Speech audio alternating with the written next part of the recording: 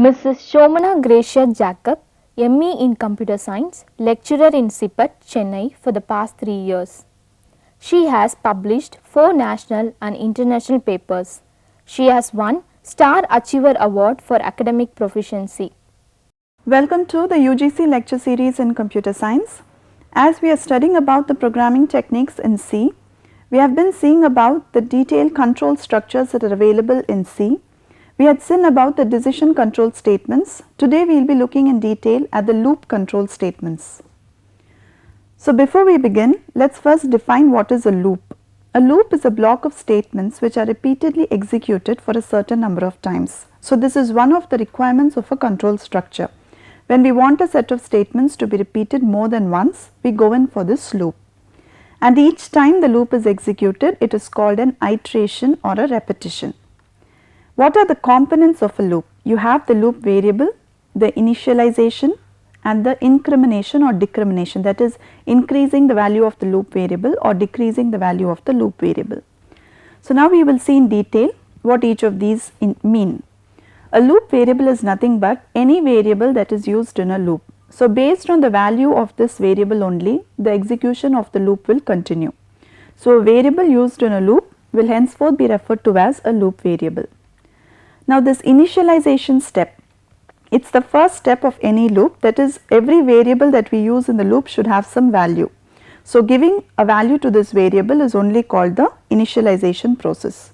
So the starting and the final value is assigned to the loop variable, that is starting in the sense when the loop begins, when the first iteration begins, what is the value of this variable and how many times should this loop be executed, and at the final, the closing of the loop execution, what is the value of this variable. Each time the loop executes, the updated value of the variable will be checked by the loop. So this variable's value will be updated, either increased or decreased each time the loop executes. So everything belonging to the execution of the loop depends on this variable, its starting value, its final value and what is its updated value in every iteration. This incrementation and decrementation is nothing but the numerical value that is added or subtracted from the variable in each iteration. So you see that this loop variable holds the most significant part in the loop execution. Every step of the loop is associated with this loop variable. So the different types of loop statements that are available in C are the for loop, the while loop and the do while loop. Each of these loops have certain other forms also, which we will be seeing in detail now. So the for loop, we will see, it allows us to execute a set of statements until a certain condition is satisfied. So here again you have a certain condition and based on its validity, whether it is true or false, according to that the set of statements are executed. The condition can be predefined, either we ourselves can define the condition before the starting of the loop, or based on the execution of the loop the condition can define itself, it can be open ended. For loop has many forms, that is it is not necessary that all the terms and steps or all the parts of the loop have to be present in every execution. Sometimes we may leave some part undefined also, based on that the loop will execute. But whatever may be the case, we have to define the syntax properly, otherwise the loop will go on executing without any control, that is called an infinite loop. So general syntax of a loop is the for keyword. Initialization counter is nothing but giving the value to the loop variable, the initial value. Test condition is whatever condition has to be checked each time, and the revaluation parameter is the updation of that loop variable. Each time the loop is incremented or decremented, the loop variable. And as again we know, within the set of curly braces we have the statements that are to be executed if the condition satisfies to true. So the initialize counter, what does this initialize counter mean? As I said, it sets the loop to its initial value, the loop variable, and this statement is executed only once. So this statement is not executed each time we execute the set of statements in the loop. At the beginning, when we execute the loop for the first time, we give an initial value to its variable. The test condition is nothing but the relational expression that determines when to exit from the loop. Based on the value that we get as a result of executing this expression only, the compiler will decide when the loop has to complete its execution, because it is going to repeat a number of times. So how many times should the loop repeat? There has to be some control on that. So that depends upon this relational expression only. The for loop continues as long as the condition is true, and when the condition turns false, the control exits from the body of the loop. Exits from the body of the loop in the sense it comes to the set of statements that follow the closing brace. So, the opening and the closing brace only indicate the scope of the for loop. Any statement after the closing brace indicates the ending of the body. The revaluation parameter, this is what decides how to make changes in the loop, that is the updating the value of the loop variable. So, every time the loop variable is updated, either it is increased or decreased. So, that causes the revaluation of the condition. So, the first time the condition is checked, after the loop is executed, the variable is updated, again the condition is checked, and then the compiler decides whether to execute the set of statements or to exit from the block. So, this is how a normal for loop operates. Now, these are the different forms of the for loop. If you see the first case, you simply have the for keyword and you have within parentheses simply 2 semicolons. Neither is the initial value defined, nor the expression, nor the updated value. So, the ultimate result of such a loop will be infinite execution. Infinite means no control. There are no arguments, no variables, nothing. So, the compiler will not know where to start and where to end. It will simply keep executing the loop over and over again. You will not get any output. You will simply see the screen being refreshed again and again. So, this is something that is not generally used in programming. The next case is where you have the for loop, you have the loop variable a is equal to 0 terminated by semicolon and a is less than or equal to 20. So, here you have the first two cases defined. You have the loop variable a, you have the initialization counter 0, you have the revaluation condition less than or equal to 20, and you do not have any updation. Like each time the loop executes, the value of a is going to remain 0 unless somewhere in the loop you are going to update its value. So, if each time the value of a is going to be 0, each time it is going to be less than 20, again the loop is going to keep executing time and time over again. So, that is also an infinite loop, and the remark is that the a value is neither increased nor decreased, it is not updated. So, this is also an incomplete for loop. If you see the third case, you have the loop variable is equal to 0, you have the condition less than or equal to 10, and you have the updation of a plus plus. So, here each time the loop is executed, the value of a increments by 1. So, the first time it is 0, second it is 1, third it is 2. So, like that it goes till the value becomes 10. After it becomes 10, it executes the loop again. Again when it updates the value of a will become 11. So, 11 is less than or equal to 10, that condition is false. 11 is greater than 10. So, at that particular point of time it will jump out of the loop. So, this is only the correct formation of a for loop. The fourth condition is just a different type of decrementing the value. The third condition we saw how it increases. The fourth condition is updation by decrementing. Again the loop variable is values initialized as 10, greater than or equal to 0, and the value of a is decremented. So, the first time it will be 10, next 9, then 8, 7, 6, 5 till it comes to 0. When it becomes minus 1, it will check the condition a is greater than or equal to 0, minus 1 is less than 0. So, it will obviously exit from the loop. So, these are the different forms of the for loop. Next you have a type called the nested for loop, which is nothing but one for loop inside another, a loop within a loop.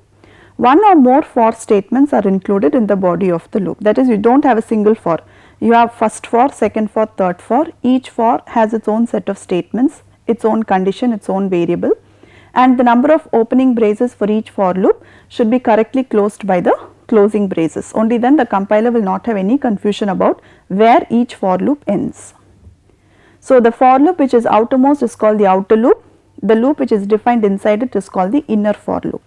Always remember, the inner for loop will complete its execution, only then the control will go to the outer for loop. So, this is an example for a simple for loop where you are displaying even numbers from 0 to 14. You have the header file and the main function which is the starting point of the program. This is how every C program will start. You have the declaration int I is equal to 0.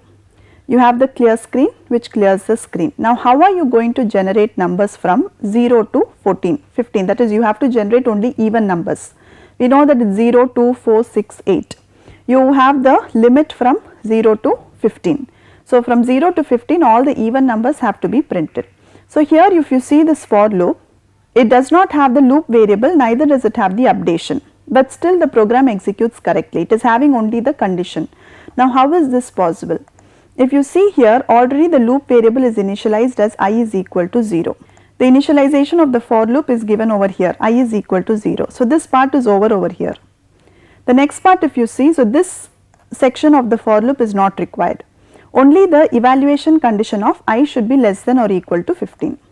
And again the updation value is also not over here because this I plus is equal to 2. The value is updated here in the loop itself. So according to the compiler, I's initial value is known, that is 0. It will enter the loop because 0 is less than 15. The condition is checked. It will printf %5d is nothing but just to print with space like this.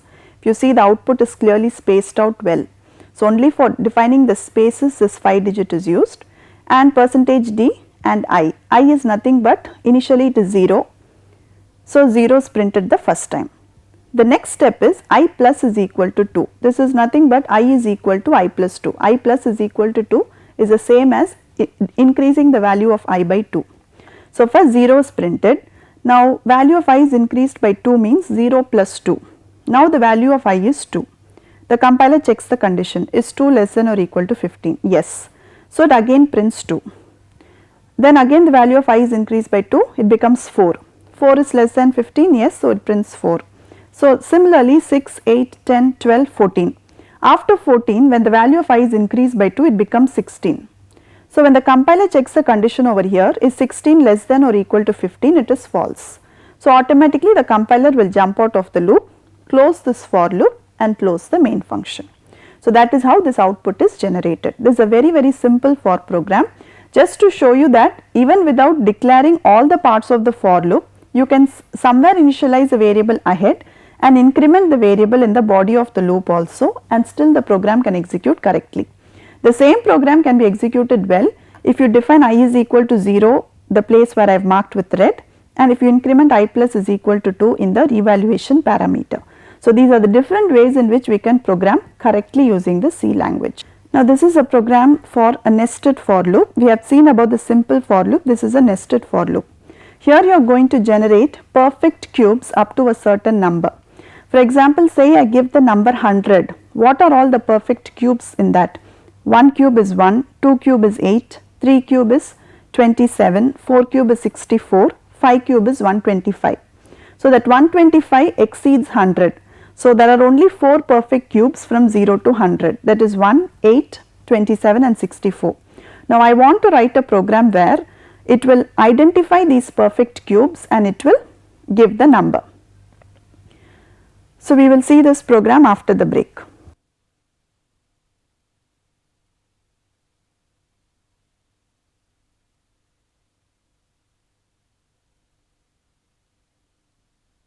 Welcome back after the break. We had been seeing about the loop control statements in C. We had seen about the for loops and an example for the simple for loop. Now let us proceed with the example for the nested for of identifying the perfect cubes up to a certain number. So here again we have math.h. This is because this is a mathematical program, a program which involves mathematical functions. We include this extra header file math.h. Normally it is stdio.h, which also is a must in this program. You have the void main function. The void main function is the starting point of any C program. You have the declaration of variables, and here I have given the within the comment lines I have given the output for the first statement, that is printf enter a number. So how does it appear in the output? It appears as enter a number, and you have to give 100, and if it has to accept you need to have the scanf statement. So printf is to display a line on the screen or any information. Scanf is to accept an input from the user. So printf enter a number displays it on the screen, and if I should give 100, there should be a scanf statement. Now this 100 is stored in the variable k, which has already been declared earlier. So k is now equal to 100. Now here if you see, there are 2 for loops. When we see the first for loop, it is for, here the loop variable is I initialized to 1. The condition is checked whether it is less than k. K we all know is now equal to 100, and the updation is I plus plus. Now the work of this program is from 1 to 100, what are all the perfect cubes? It has to print those values. So for that I am opening that for loop and defining a new for loop called the inner loop. The first one is called the outer loop where I is the loop variable. Now this is the inner loop where j is the loop variable. Now here I am checking j is equal to 1, the initial value, j is less than or equal to I.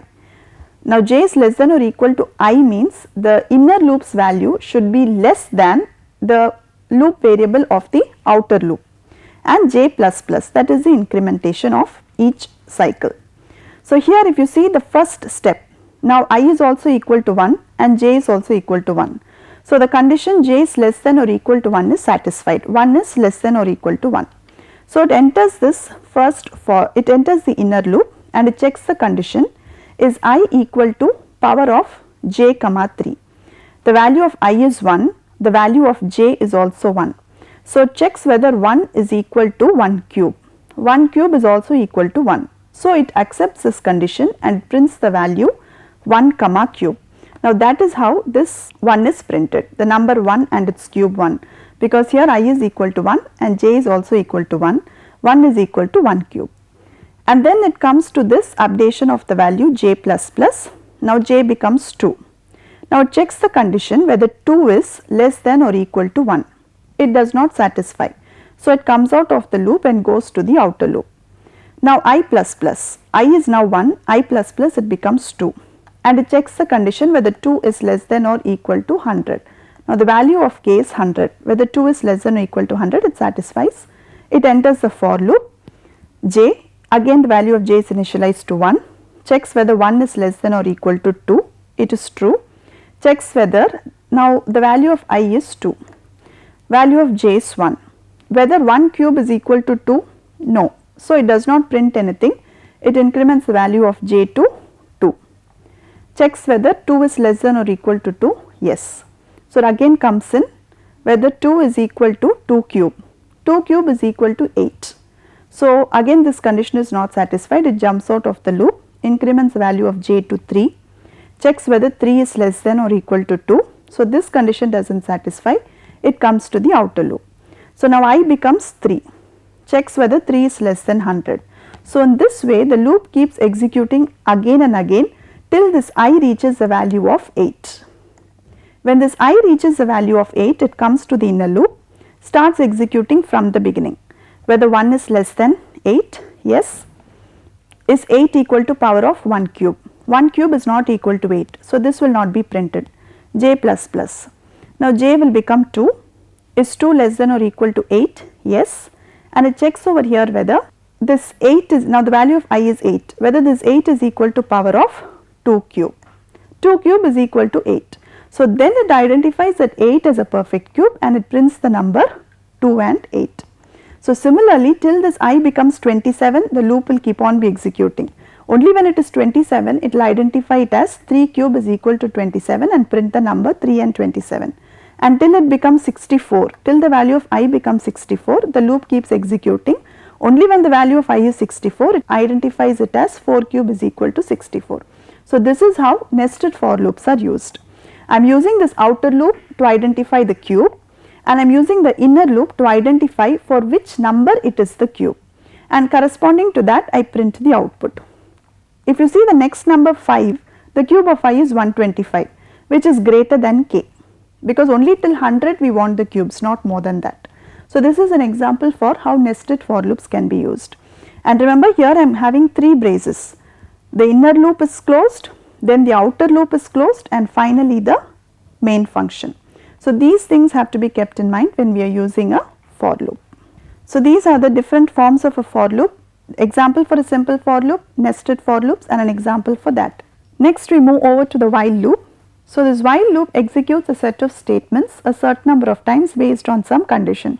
So all the loops do the same job, it is just that they have different forms and different purposes. Now the syntax of the while loop is while test condition, that is condition which is to be evaluated, and within the set of statements you have the body of the loop. So here if you see, this also does the same work of executing a set of statements a certain number of times, but here you do not have the same form of a for loop. Like for loop has a counter, then an updation, then an evaluation. Here it just has a condition and it has the body of the loop, but the same purpose is fulfilled by all the 3 loop statements. So what are the rules that apply to this while loop. The test condition can be any expression. It can be relational, logical, whatever it may be. The loop statements will be executed till the condition is true. So, the test condition needs to be evaluated in each iteration of the loop. When the condition is false, the execution comes out of the loop, and after each execution of the body, the test condition is evaluated. So, the same method, all the loop statements are executed. You have the condition, you have to check it. If it is true, it executes a set of statements. As long as that condition is true, the statements are executed, and after each execution, the condition is checked time and time again till the condition turns false. And when the condition turns false, the loop comes out of the execution comes out of the loop. So, an example program for the while loop is to calculate the factorial of a number. Now, what is meant by factorial? Say I give a number 4, the factorial is the product of the number 4 plus all the numbers before it greater than 0. So, if I take 4, it is 4 into 3 into 2 into 1 is called the factorial of 4. So, we will see how using a C program and a while loop this is calculated. So, again here you are having the main function, the starting point, and I am declaring two integer variables a and fact, and I am initializing the value of fact to 1. So, the output will be given like this. When I give printf enter the number, it will on the screen display enter the number 5. So, for me to enter 5 and for the system to accept it, I need a scanf statement. Always remember, when you want to enter a value to the system, you need to have the input function scanf, and the enter the number is just an indication to the user that a number is expected from him. So, printf enter the number will display that line on the screen, and when I give the number 5, if it has to be accepted by the system, I have to give a scanf statement. Now, this value a is an integer, that is why I am giving the format specifier %d and ampersand to accept the value, and the value 5 is now assigned to a.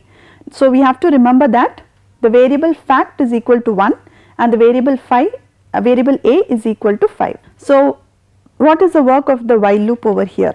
The first step is while a is greater than or equal to 1. Now, a is 5. So, if you see the first step, 5 is greater than or equal to 1, it is true. So, the condition is true, it enters this loop, it prints f %d and an asterisk symbol. Now, this asterisk symbol I have simply given so that the output looks good. So, this will print 5, because I am printing a, it will print 5 and it will print the asterisk symbol simply like that. It is only a character. So, as long as it comes within the double quotes, it will just be printed on the screen. And in the next step, what I am doing is I am doing the calculation. Fact is equal to fact into a. Now, the value of fact is 1. I am multiplying the value a by that 1. So, that is equal to 1 into 5. So, 1 is equal to 5 gives you the value 5. So, now the value of fact is 5, and the third step I am doing a minus minus, which reduces the value of a by 1. So, next it will check whether a is greater than or equal to 1. A was earlier 5, now I have reduced its value by 1. So, the second brace is 4 greater than or equal to 1. It is again greater than 1. So, it will printf 4 star and it will do the next calculation, fact is equal to fact into a. So, now it will become 5 into 4. Again I decrement the value of a by 1, it becomes 3. It checks the condition whether it is greater than or equal to 1. Again it multiplies by 3, 5 into 4 into 3. Then it decrements the value of a, it becomes 2. So, 5 into 4 into 3 into 2. Then it decrements the value of a by 1. So, it becomes 1. So, it checks whether it is greater than or equal to 1. So, 5 into 4 into 3 into 2 into 1. Then it decrements the value of a by 1, it becomes 0. But when the condition is checked 0 greater than or equal to 1, the condition becomes false. So, that is why that multiplication with 0 is avoided. So, finally, we print the value of %d and fact. So, fact now contains the value 120. This is how we calculate the factorial of a number using the while loop. So, this is one application of the while loop and how the condition is checked, how it is updated and how it is printed. This is a final type of loop called the do while loop. Now, the do while is similar to the while statement, except that the loop body is executed first, only then the condition is checked. Whereas, in the while loop, the while condition is first checked, then the loop body is executed. So, syntax is do, open the body of the loop, the set of statements, and at the end you have the while condition. Now, here if you see, In the while loop, that while expression should not be terminated with a semicolon, but in this do while statement, the place where the while condition is given, it has to be terminated by a semicolon. So, this is a point that is to be noted. So, what is the difference between the two? The while condition is tested first, then loop is executed. Here in the do while condition, the condition is checked only at the end of the loop. So, that is the main difference between the two. The loop is executed at least once even if the condition is false initially. So, this is a program for a do while statement. Here you are going to add a series of numbers from 1 to a certain limit. So, you have the main function, you have 3 integer variables, you are entering a number, say 5. So, you want to add up all the numbers from 1 to 5. So, that number 5 is stored in the variable I. So, using this do while statement, what you do is, you are first opening the brace, you are printing the value of A. A is having the value of 1, I is having the value of 5. So, you are printing the value A, so it prints this 1 first, and you are giving a plus symbol, so a plus symbol comes over here. In the second step, what you are doing is, you are doing the value of S is equal to S plus A. S is now 0, A is 1. So, S is equal to 0 plus 1. So, the value of S now becomes 1. Next you go to A plus plus, so you are incrementing the value of A by 1, so that 1 becomes 2. In the next iteration you will be printing 2 and adding it to 1, and then incrementing the value of 2 to 3. Then you will be adding that 3 to 2 plus 1. Then you will be incrementing the value of A by 1 again, it will become 4. So, that is how that 1 plus 2 plus 3 plus 4 up till 5 comes. And here you are checking the condition whether this 5 is less than or equal to 5. So, when this A becomes 6, automatically it will come out of the loop and it will print the summed up value S. That is how you get this value 15. So, this plus and all is just to improve the output on the screen. So, this is how a do while statement is executed. Now, this is just another form of the do while statement where there may be multiple whiles for a single do. This is generally not used in programming, but just a form of the do while statement. You use more than one while in a single do statement. The programmer has an option, he can take either the first while or the second while loop. So, the syntax is do while condition, statements and another while condition. So, here you are having 2 whiles for a single do.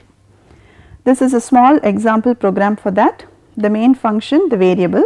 Now, here if you see, you are having a do plus a while. Already you are checking the condition in the first case and you are having another while at the end of the loop also. So, this is, if you see, both the whiles mean the same. It is just that the programmer can choose any while that he wants.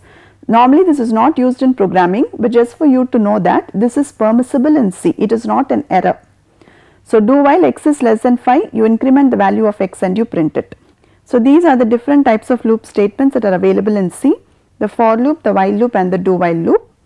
Now, what are the questions that are possible in this session is, what is a loop? We know that a loop is a set of statements that can be executed a certain number of times. It is possible to use multiple while with a single do, that is what we had seen last. Now, an infinite loop is one that keeps executing infinite number of times, that is, there is no control on how many times the loop is executed. This is because of some error in the program. The different parts of a for loop we know: initialization counter, test condition and the increment or decrement operation.